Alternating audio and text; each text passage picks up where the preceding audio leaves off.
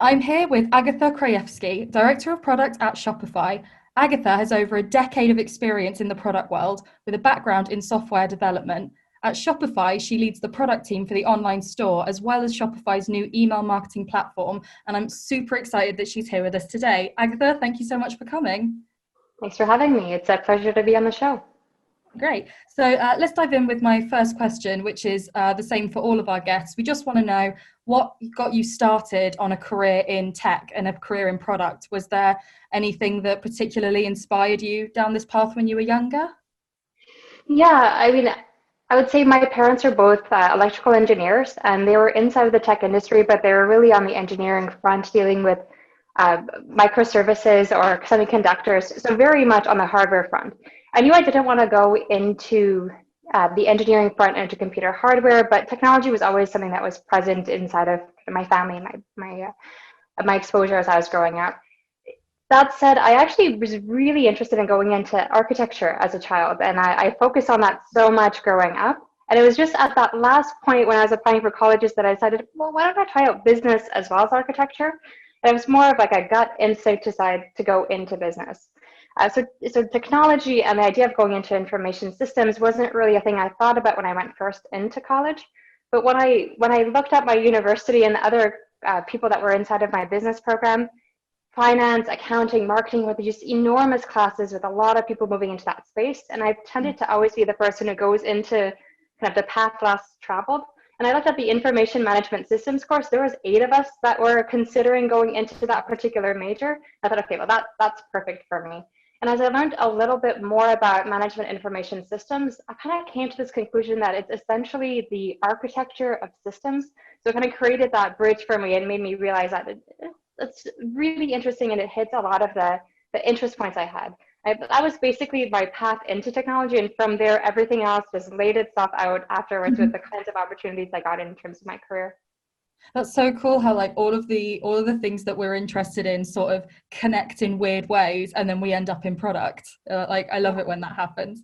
So let's talk about your role now. So your current job title is Director of Product. Can you kind of unpack for us what that means? Like maybe what your day to day is like? Yeah, sure. It's hard to talk about a day to day because I feel like every day and every week is completely different, but I think that's also part of the role. So in terms of my day-to-day and my responsibilities, I lead the online store for Shopify. That's basically the most mature and core product. When you think about company, you think about the Shopify store, the merchant experience of setting up the new online store, as well as the buyer experience of interacting with it. Beyond that, it's the email marketing product. It's a net new product. So my day-to-day really looks at how we've broken down the online store and email marketing into kind of different subgroups. And I've got a product leadership team that's split between those different pillars. Depending on the area and the investments we're doing between those different key initiatives within the product organization and between my group, I might be more in a strategic advisory role, helping to make sure that the roadmap we're building out 2 years out is aligned with the long-term growth and opportunities that we see within the market for that area. So it's more of a strategic advisory guidance kind of growth. In other areas, we're talking about major infrastructure rebuilds of core components that impact the million plus merchants that are on the platform. So there I might get into a much deeper kind of understanding and not just strategic direction of that rebuild, but really getting into the details of what is it that we're building? How do we scope up the MVP? What do we need to define? Who do we need to work with across Shopify? Because nothing, I think in most companies, nothing is done in a singular lens of one particular team. There's, as your company grows, there's interdependencies across all these different teams. So aligning your stakeholders, making sure that everybody's aligned with the vision of what you're building, but then you're also making the right technical decisions and compromises on whatever your first MVP is. So I might be going into a meeting where we're talking about resource and headcount planning like a year out as part of our investment portfolio for the big things we want to focus on. And then I might be going into a very tactical conversation about use cases and analyzing to say, is this something that should be within the first MVP scope or not?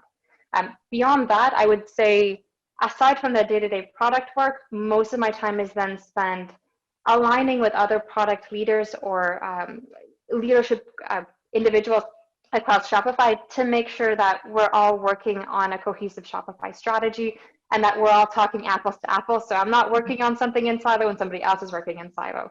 So bridging gaps and actually referencing different people to other parts of the organization when they're talking about a particular feature that they're building to connect the dots so that everybody's working towards one overall goal and we're not duplicating efforts towards that vision.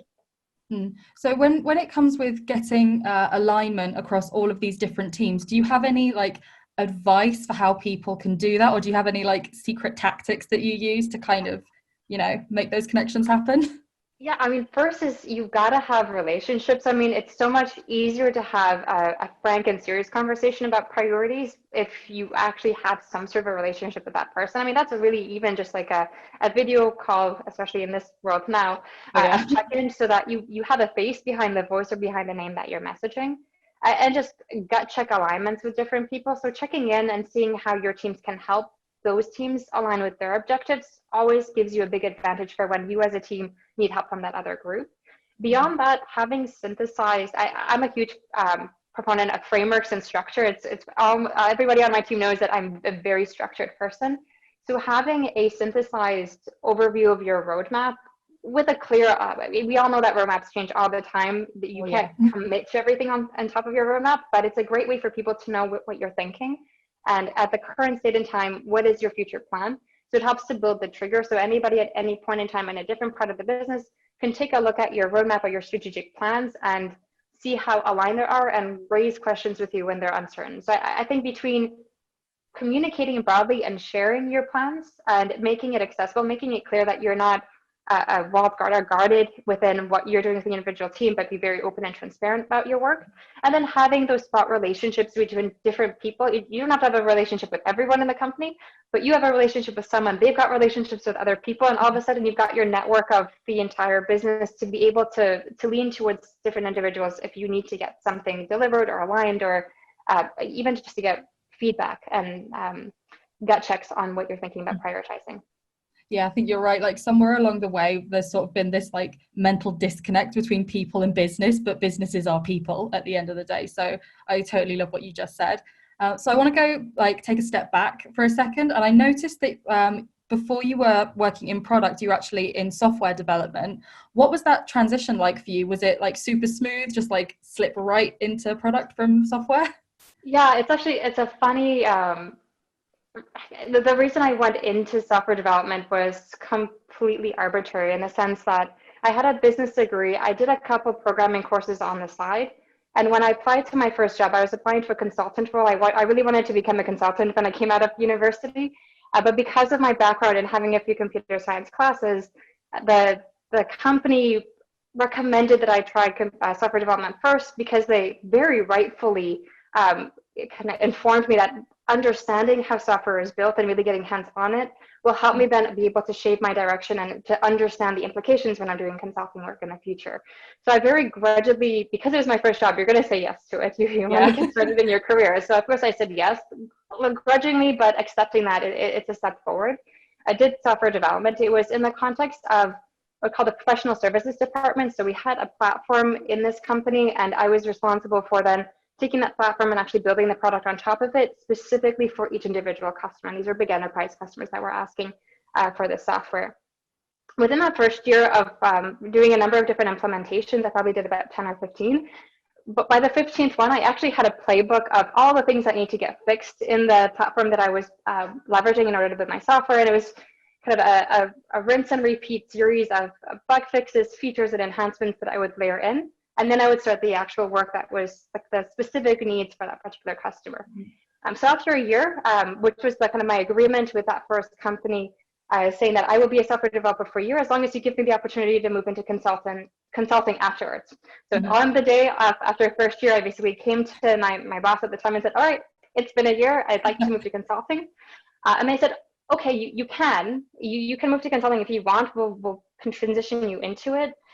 But there's also this thing that we're doing in our R&D organization. We don't really know what it is, but we've been hearing about this need for product management. We don't have a team on it, but we're starting to build some building blocks around it. It might be something you're interested in.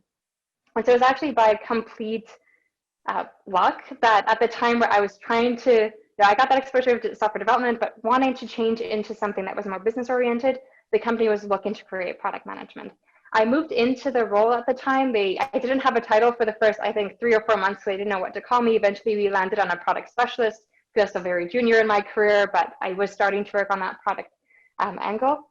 And since I got exposed to that, it fit perfectly to what I was doing before with the implementation team, where I was already extracting the commonalities that we needed to do to improve the product, to fix the defects that were already in the platform. It just translated perfectly into that product support or product specialist role.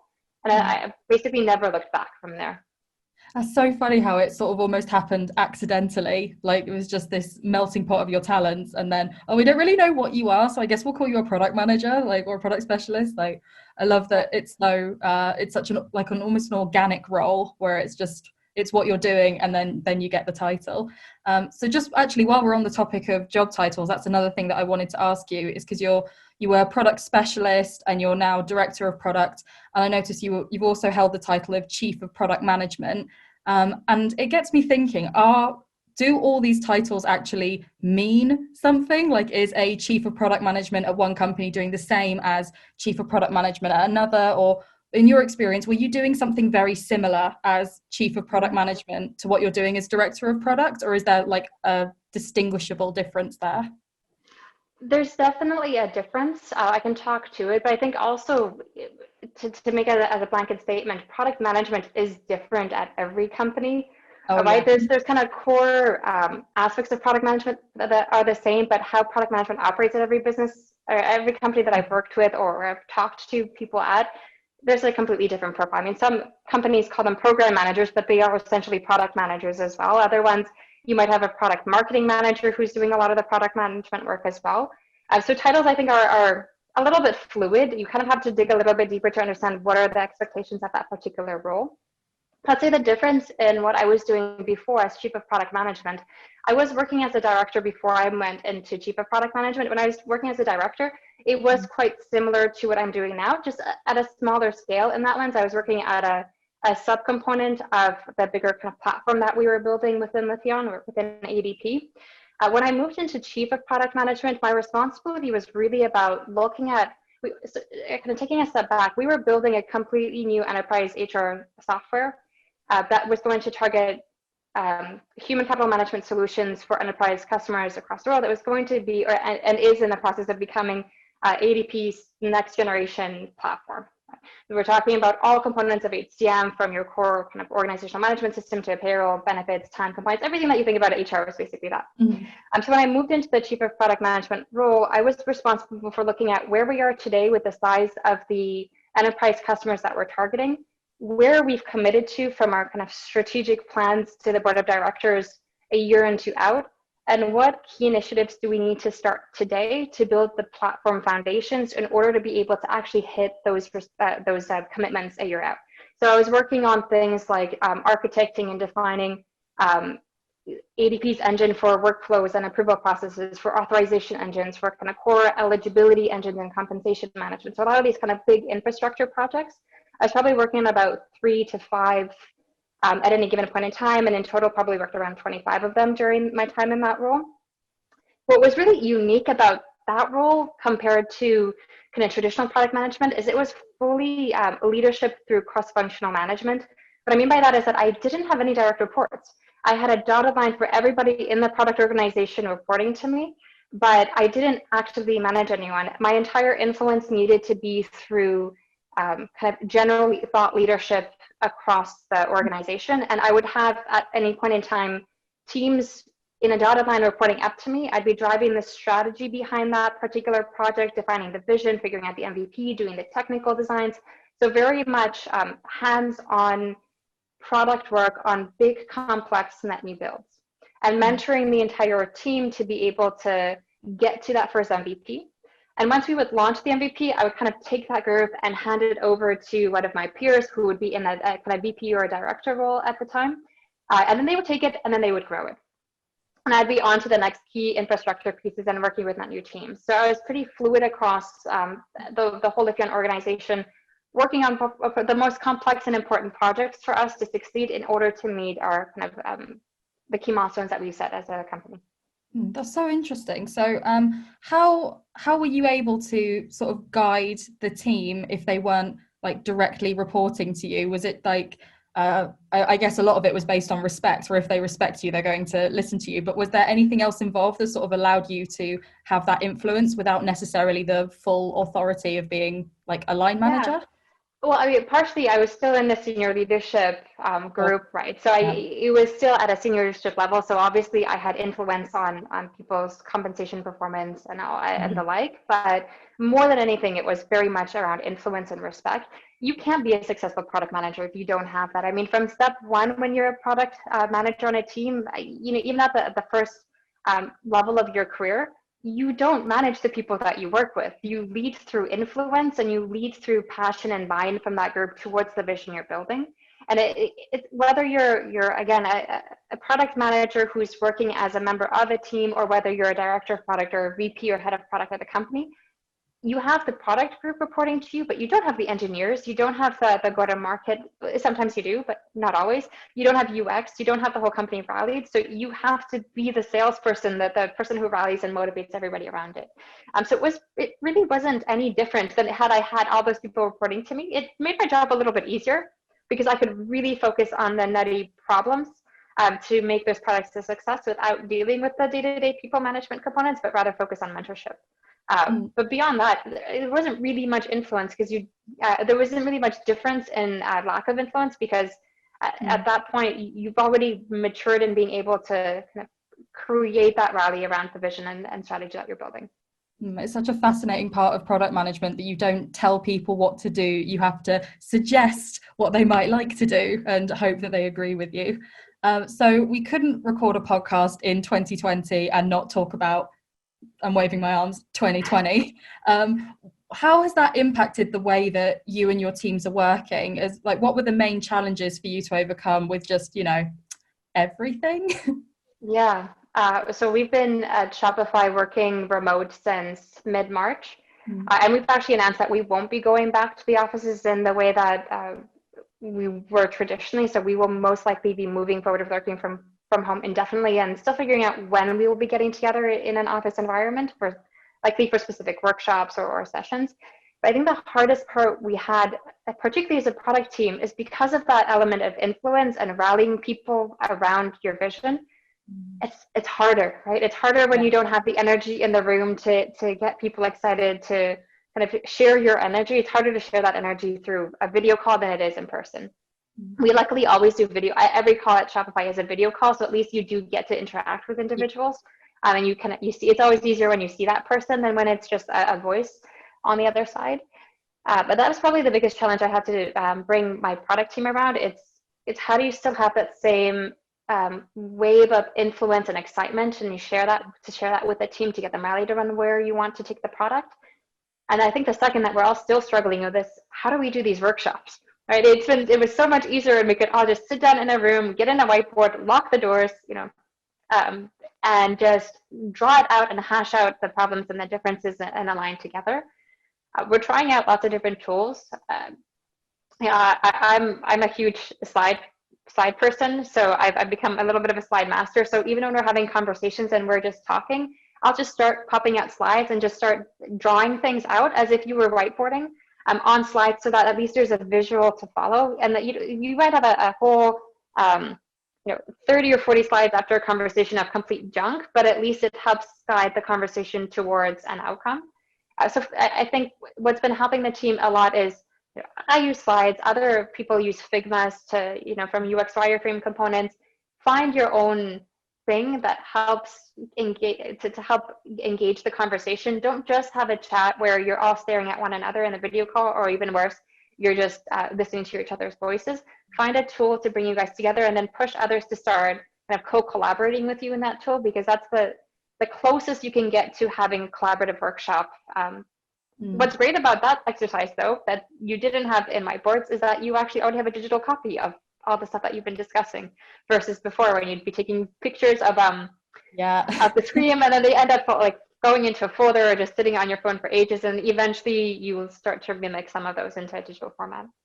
Yeah, gone are the days of squinting at your phone trying to read what was written on a teeny post-it note, and you're like, what do I even write there? I know at Product School we've been using the Miro whiteboards for our sort of Yeah, we've started collaborative that too. Yeah. brainstorming workshops, and we've really been liking that. But we have to be careful, because I know that when I'm concentrating on a Miro board, someone is in the Zoom chat and they're taking a screenshot of all of our faces and putting silly hats on us and everything. But again, it's building personal connections, so I suppose it's good for something.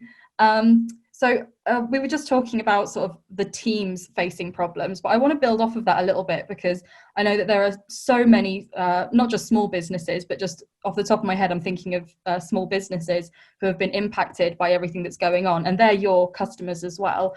Are you having to sort of develop new ways to solve new problems for these customers? And could you tell us a little bit about how you're doing that for them? Yeah, so Shopify is in a fortunate situation where we were an e-commerce platform, so we have the ability to help a lot of the businesses that really struggled through when COVID happened. And so we actually did a Hack Days project across all of Shopify. We call it Hack Days. Basically, spend a few days, figure out what you could do within your business units to make things better for your merchants. And we're especially focusing on our retail merchants or service merchants, people who had physical locations or provided services that you couldn't do anymore. Right? Restaurants as well, another great example. So we came up with a lot of different ideas across the board within Shopify, specifically with online. We did a lot of things just to help those merchants, I would say, get through the hard times at the beginning of COVID and to help them adapt. We extended our free trial period for setting up your online store from 2 weeks to 3 months. Right, so we took the hit from ourselves, but we knew that that was the right thing to do for our merchant, for our customer base. We brought in a bunch of features that were typically available only in more premium versions of our software to the basic versions, of things like being able to leverage gift cards. Gift cards were a huge help for a lot of the merchants, because when they couldn't provide their services, when they couldn't manufacture their products, because maybe it was an experience that you needed to have within a retail store, at least gift cards allowed customers to help support that brand through that particular period. We also created new quick experiences within the online store so that you can quickly get your business up to market, especially for restaurants, for, again, services, companies that aren't used to e-commerce, that are just getting in, created the most streamlined, easiest experience for you to get online. And then again, you have that free trial as well. We brought in Shopify Capital, not in my group, but in another area, to help businesses who weren't able to pay their employees because they weren't making money, to help bridge the gap and to get themselves set up to whatever it is that they needed to do, or even just to support them during that 3-month period. So we basically looked at our roadmaps and we said, okay, pause everything, take a look back. What is it that we can do to kind of pivot to be able to help our merchants today? That'll be more impactful than some of the projects we're working on. There's projects that we obviously kept continued and didn't change because there's value for them irrespectively of what's happening in 2020. Those things help our merchants today, they'll help our merchants tomorrow. But for, I would say, a good 50% of the team, we took a pause, and then we pushed for quick features and fixes, or kind of revisited our business plan in order to be able to help them. I mean, another example is we were just about to launch our email marketing product, and then COVID happened. So we decided to defer pricing. We made it a free product until October, because we figured, well, email marketing can actually really help people today to communicate, what are you doing about COVID? What should I expect from you from a store? If you're just launched your online store presence because you're a retail business before, here's a template for how you can communicate that. So again, just trying to think of what were the things that would be most impactful to our merchants at that point in time, to help them essentially sustain their business, because we were literally talking about companies surviving at this point in time and what we can do to help them. Mm-hmm. How did you sort of figure out what would be the most helpful? Was it a case of already knowing your customers so well that it was sort of like digging into your own intuition of what you knew about your customers, or did you have to put some effort into asking them what would be the most helpful thing for you right now, or was it a balance of the two? Yeah, I think also a big part of it was data. I mean, we can see what's happening with our merchant stores. We can see their sales decreasing. We also have a retail division at Shopify, so it was very prominent for us to see what's happening with our retail businesses. And based on the ones that were most impacted, those are the ones that we said, okay, these are the businesses that we need to help get online as quick as possible. And then also just general data that was getting reported across the US, across North America, that gave us indicators as to who's having the most negative impact from the situation, and then how do we actually focus on them and help them through the Shopify platform. That's really smart. So let's move on to helping other people outside of our customer bases. Well, I want to talk to you about what product managers and people who are wanting to get into product can do, where they're especially this year, where there's been a lot of recent college graduates who are sort of ready to dive into their new careers, and a lot of that's being put on hold at the moment. Do you have any sort of words of advice for people who are looking to start their careers now, especially in product? Like, what are some of the things they can do? Because networking is out the window. So what are the ways you would suggest that people can sort of break into product specifically now? Yeah, I guess there's no clear-cut answer. There wasn't one probably before, Of and course, there's not even worse now. a clear-cut one now either. I think there's probably still some ways you can network informally, obviously not in person, but joining local communities that still might have some kind of online sessions, or even just connecting through people through that lens. But in terms of learning about product management specifically, there's no, like, in my opinion, there's no clear-cut one perfect profile of a product manager. Right? It really, to me, when I'm hiring somebody, depends on what's the role I'm hiring for, what is the skill set of the peer leadership team. Right? In the case of working in the trifecta, there's UX leaders and engineering leaders. What are their strengths? What am I trying to fill with this particular role that I'm hiring? And then what is the problem space that we're solving for? Are we solving for really complex, nutty problems that are very deep, or is this a very horizontal problem that has a lot of different ways in which it can be solved, but there's not a definitive answer, and it requires more of kind of like a innovative strategy and a thought leadership in the space. So I think when I think about product managers who are going into the craft, I would say get familiar with the different types of problems that product managers solve for, right? In those examples where you're going really deep, I think about my checkout world, right? It's a very definitive answer. You've either charged the person correctly, you've taxed them correctly, and the transaction is complete. It's a black and white yes or no whether it was successful. To get to that state, though, it's an extremely complex web of interdependencies and internal kind of infrastructures that we need to build out. Someone who would excel in that role is someone who really likes to go deep into a problem, and in fact, we can get quite technical in that space. Versus if I think about our email marketing product, there is no, this is the right way to do email marketing, right? It's a subjective product. It means that you need to define your own innovative positioning compared to the competitors in the market. So it's a different kind of perspective and product. So I would say on one hand, think about kind of those two spectrums. Which is the one that you think you're more specialized in, or you think you would be more successful in? Is it bringing structure to a very unstructured problem, or is it really going deep into a complex problem and understanding all of the kind of edge cases and complexities? Different personalities kind of fit better between those two spectrums, right? So if you can figure out that, then that already gives you a clearer lens as to what kind of roles you could be interested in. And it also helps you position yourself as a strong candidate for one of those two lenses. That said, new graduates coming out of college, right? You're kind of like dough in a way, right? You can be molded based on the experiences that you get to become a specialized in one part of the craft or in another part of the craft. I would say be open to the opportunities around you from a product perspective, because every type of product challenge, and whether it's in technology or not, you still gain a lot of the core product management fundamentals. So again, it's not a really easy or kind of clear-cut answer, but those would be some of the things I would recommend that you kind of think about a little bit from a product perspective. And in your interviews, when you do get to a point of doing an interview, remember that it's just as much you validating if the fit is a good fit for you as it is for the company. And a big part of it is culture fit within the business, right? Understand how the manager thinks. Will the manager be there to mentor you? As a person entering that career, mentorship is so incredibly important. Is this a person that will actually help guide you and teach you kind of their ways of product management? And that's to me so key, because it's through multiple different managers or leaders and learning their different frameworks, because we're all different, that you actually get to understand your own way of doing product management, because we all do it a little bit differently.